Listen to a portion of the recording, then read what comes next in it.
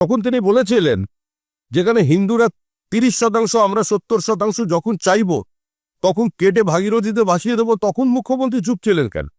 যেদিন ফিরহাদ হাকিম বলেছিলেন প্রত্যেক মুসলমানের উচিত আরেকজনকে মুসলিম ধর্মে রূপান্তরিত করা আর খোলাখুলি দাওয়াতে ইসলামের কথা বলেছিলেন, সেদিন মুখ্যমন্ত্রী চুপ ছিলেন কেন?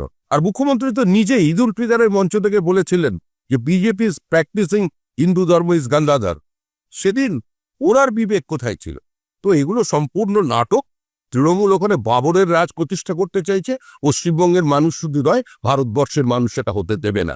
আর এটাই যদি চলে, যদি এখানে বাবরিরই রাজত্ব চলবে, তাহলে মনে রাখবেন আদিনা মসজিদ, যেটা আদিনাথের মন্দির ভেঙে তৈরি হয়েছে, কাটরা মসজিদ অতীতে জানিয়ে বিতর্ক হয়েছিল।